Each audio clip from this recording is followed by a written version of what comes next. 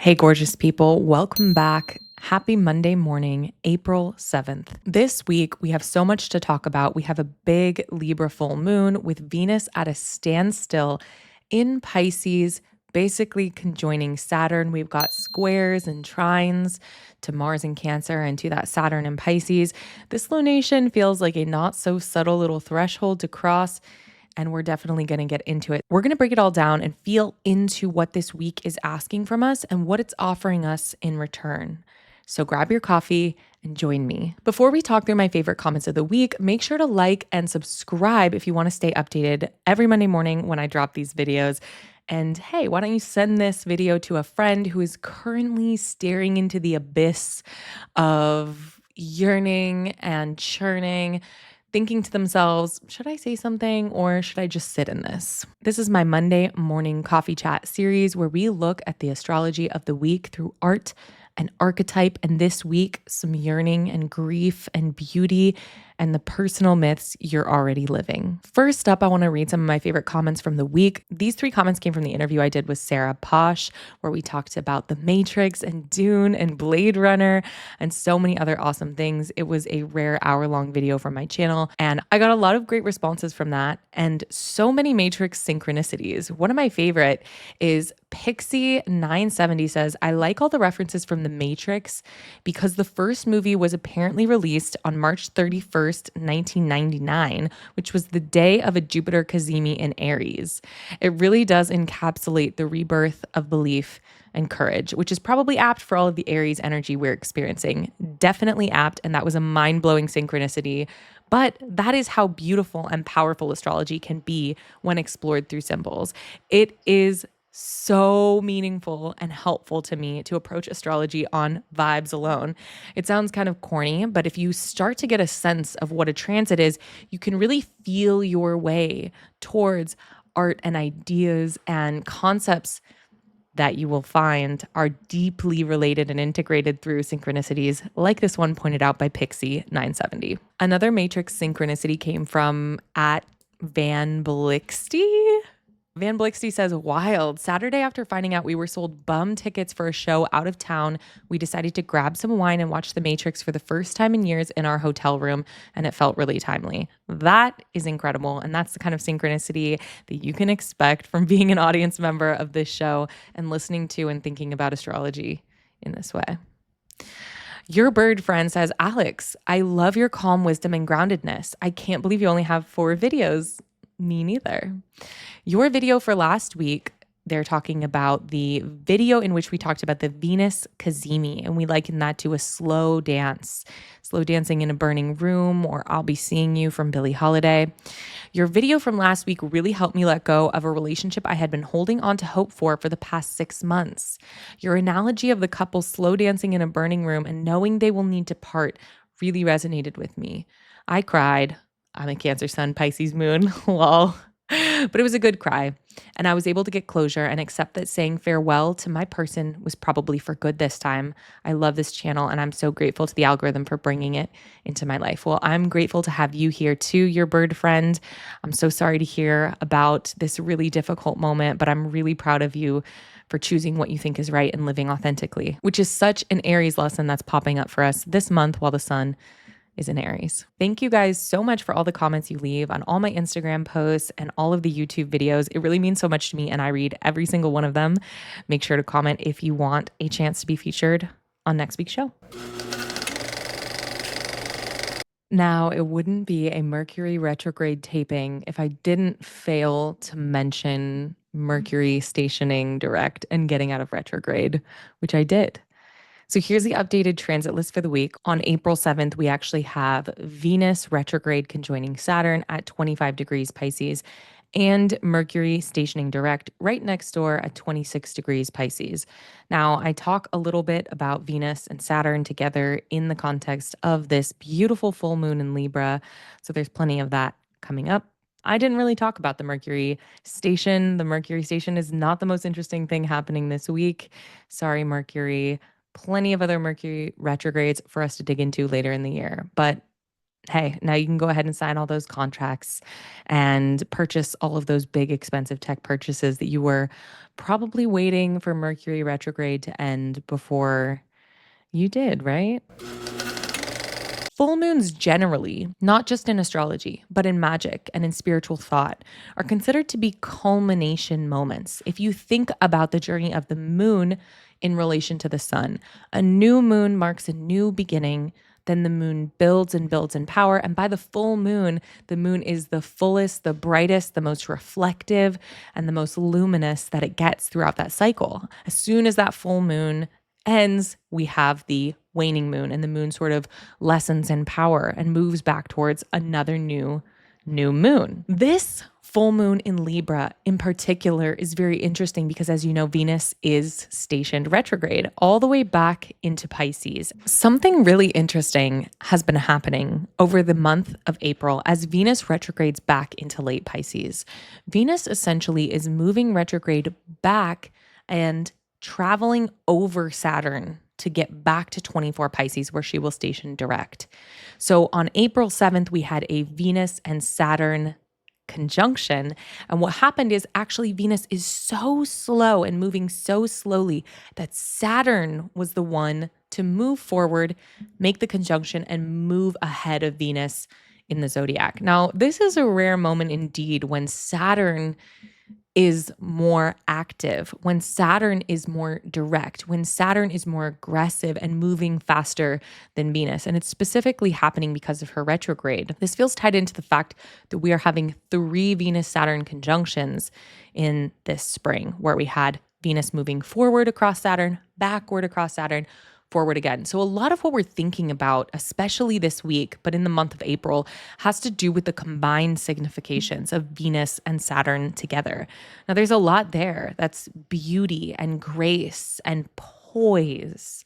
We talked about references on a previous show that feel like the oyster and its pearl, or a ballerina using her posture and her poise and her discipline to create something that is otherworldly beautiful. These are the significations that are really coming to mind for me for Venus and Saturn working together. The Venus-Saturn stuff is relevant because this full moon is happening with the moon in Libra, which is ruled by Venus. So when we look to evaluate the condition of this full moon, we're really looking to Venus to see what she's doing and what's going on. Now, Libra, for its part, wants beauty and fairness and values and reciprocity. But the moon and the sun in Aries are both squaring Mars in Cancer, just about by degree. That's a little bit of an emotional pressure cooker, but it's not the kind that feels ready to explode. It's just that we're being asked to feel these big emotions, but to hold them with maturity, with poise, with grace, with the body control of a ballerina dancing around, not to explode. So this week, I think, is all about confronting the beauty in that space between, in the liminal spaces between the moment of understanding a decision that maybe needs to be made and the moment of action on that decision. There's something very confrontational about the full moon, but again, it is not an expressive confrontation. It's a silent, wordless thing. It's maybe an internal confrontation, or us facing our grief or facing our decision that we need to make in whatever realm Pisces is going on in our lives, or Libra and Aries is going on. It could play out in a few different ways, but this full moon is a mirror. It is reflecting things to us, just like the moon reflects. So with that Venus-Saturn conjunction happening in Pisces, there's also a trine from Saturn to Mars. Again, it is reinforcing that this is something we need to sit in. It is an action, but it is the action of waiting and sitting in silence. We see this also in Venus standing still, which feels a little like that moment in a conversation when you just have to stop speaking because you're feeling and seeing and hearing too much. Too much is being revealed to you. Too much is seen. Too much is swelling up inside of you, and you have to take a moment to contend with it all. That's really what this full moon feels like. And 41 minutes after the culmination of this full moon, Venus stations direct at 24 Pisces. This is huge. Obviously, Venus is exalted in Pisces, but at this full standstill, it feels a little like she's holding her breath, maybe a little bit like a patient mentor who's standing behind us with her hand on our shoulder saying, "You can stay here. You can sit in this. I'm helping you. I'm holding space." Saturn's there too. I made my version of an artsy little meme about this on Instagram. They are both here waiting with you, holding you, creating space, and giving you a sense of grace and poise to tap into if you need it. This combination, particularly once Venus stations direct, implies to me that there's some emotional clarity and realism and grace through truth coming in through this full moon, through this Venus station, particularly because of the sun in Aries. The sun in Aries is so authentic, so real, so true, so grounded in the I am, as Sarah and I explored 2 weeks ago on our eclipse video. This really feels like an acknowledgement of what is true and reminds me again of this quote that I previously shared on our channel: honesty without tact is cruelty. This feels like a moment where the honest thought is coming to us. We know what's real. We know what needs to happen. We just haven't figured out totally how to be tactful, graceful, and poised about it yet. So this station feels like a pivot point, especially in how we're holding our burning longing, our yearning, our Piscean, vaporous, misty clouds of want and beauty and boundaries and grace. How are we holding that stuff and how are we sitting with it? I've made a playlist for us to sit with and think about all of this Venus stuff, this full moon in Libra, this Venus Saturn dance in Pisces. I'll put all the links below: Apple Music, Spotify, and YouTube. It is yearning and burning and bubbling into that dreamy Piscean stuff, into that refined, artful Libra stuff. It is so good. I've been listening nonstop this week, but I will say, as a Cancer moon, I'm very susceptible to whatever mood is coming through, whatever music I'm listening to. So just know that I have suffered and held this longing and held this yearning for us all week in service of this playlist. I want to share one more thing that's coming through for this Libra full moon with Venus stationing, slowing, going direct in Pisces. And it's the artwork of Michaela Stark. She's a visual artist and self-proclaimed couturier based in London. And she creates these extremely evocative pieces of art that are situated in the historical lineage of corseting, but they are such incredible images. This first one is from an exhibit that Michaela did at the Tate Museum in London. It was part of a live performance, and I think this really gets at some of the themes of her work. And really, the ways this feels connected to what's going on this week is that we are perhaps witnessing something quite uncomfortable. And instead of expressing discomfort, instead of exploding outward and creating an expression, which perhaps the sun in Aries would do and would want otherwise, we're being asked to restrain and reflect and maybe turn inward and hold some of that inside of us. And I think that that is something that comes through really loudly for me with Michaela's work. Some of her work, like these two images, which were taken from the artist's Instagram, inspires such interesting and visceral discomfort in me when I look at them. And that discomfort actually makes me question why I'm feeling discomfort. What kind of standards, what kind of values, what kind of social cues and social learnings and social norms and relational aesthetics do I carry in my head that makes these works seem so uncomfortable? Of course, there is the piece of visual discomfort. Her body clearly looks contorted and restricted and confined in ways that seem physically uncomfortable. But there's something else there too that really questions the values that we hold and the things that we look at together, the art and images that we look at as a culture and what we value. And that is something that is very internal, totally inspired by Michaela's artwork. I definitely recommend checking out more of Michaela's work on her Instagram. Some of it is not safe for work, so maybe make sure that that is up your alley before you go ahead and head to her page and give her a follow. But it's extremely evocative and gorgeous work that I think really speaks to this full moon in Libra with Venus and Pisces. Getting into the moon's movements for the week, it begins in Leo, expressive, performative, and proud, travels through Virgo into Libra for that full moon moment that's seeking balance, but also pulled into tension with that sun in Aries. And it ends in Scorpio, deep, unflinching, emotionally intense, and not so fortunate. Scorpio is the sign of the moon's fall. Of course, natally, that means different things. So don't get yourself scared about that. But the moon's journey this week really mimics that arc that we're talking about. It goes from Leo in this expressive place and it goes a little bit nocturnal, inside, interior, into deep, dark places inside of us. The moon's whole journey this week is traveling through some of the beginning phases of the more difficult places that it travels in the zodiac. And as always, this is important because Mars is in Cancer. So the moon's dignity and the moon's comfort really reflects the expression of what Mars is doing to us in Cancer. Thankfully, Mars is moving into Leo very soon.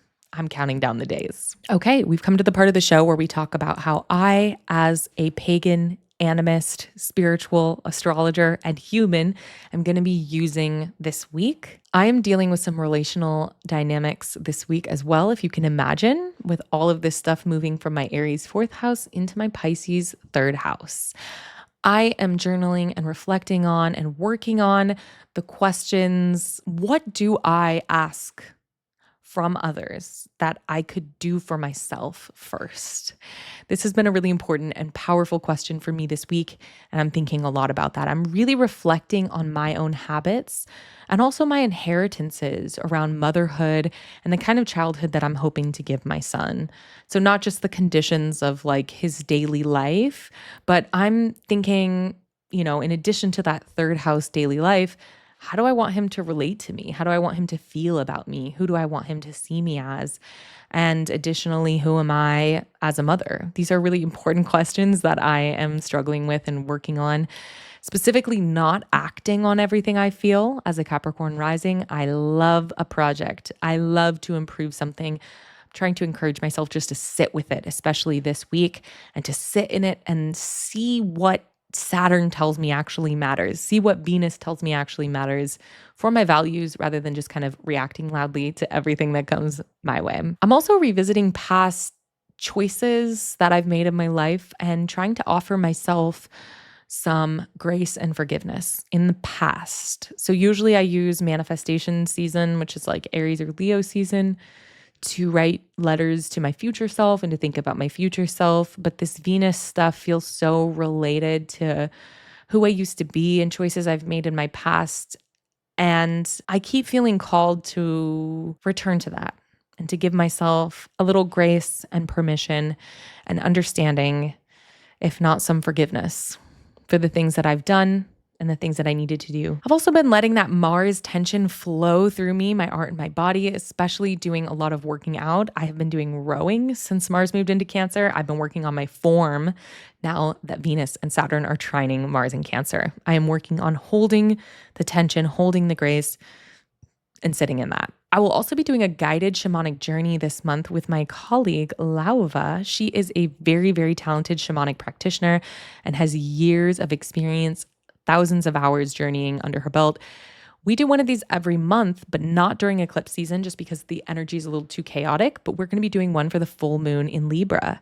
If you need a little support, a little care, a little love, we do these for small groups only. It costs $40 and we usually cap it around 6 people because we like to give everyone a lot of care. Head to my website for more information about that. They are guided trance journeys, which is a little like a guided meditation, but we are going to travel to planet Venus or perhaps sit atop the scales of justice. I never know what Lauva has cooked up for us. And she is so talented and so evocative and beautiful with her journeys. So I hope you'll join us for that. Last thing I'm doing this week is finishing my first ever time watching Buffy the Vampire Slayer. I've talked about this a little bit on social media, but the show is absolutely incredible and feels so relevant to Venus retrograde in Aries.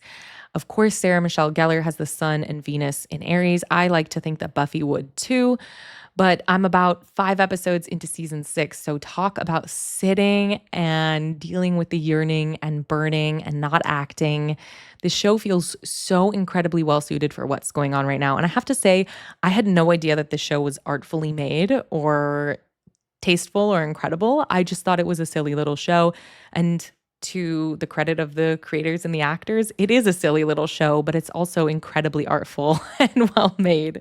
So join me in watching Buffy this week and this month if you want, and let me know your thoughts, but no spoilers past season 6, please. One last thing I mentioned last week, but I'll keep mentioning, I'm doing dreaming hours with friends and partners and people I'm working with in business, anyone who's on the same wavelength. We are scheming and planning the lives that we want to lead using Neptune in Aries before Saturn's entry in late May to dream our way into some new type of reality, hopefully. Using that planetary ingress to stoke our dreaming and inspire in us the feelings that we want to have in the future and the kind of lives that we want to lead with ruthless authenticity in the future. All right, I am nearing the end of my coffee, and that means that we must be done for the week. This is one of those weeks where beauty and pain hold hands, and honestly, it may be the most sacred thing that we can do this week to find grace in those liminal spaces and to hold space for ourselves inside without restricting reflexively.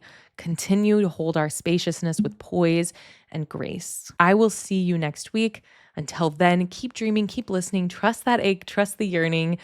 Make sure to like, subscribe, and leave a comment, especially if something clicked in your body while watching this. I read every single comment. They really mean the world to me, and they actually help shape what the space becomes in real time. Thanks for having coffee with me this morning. I'll see you next week.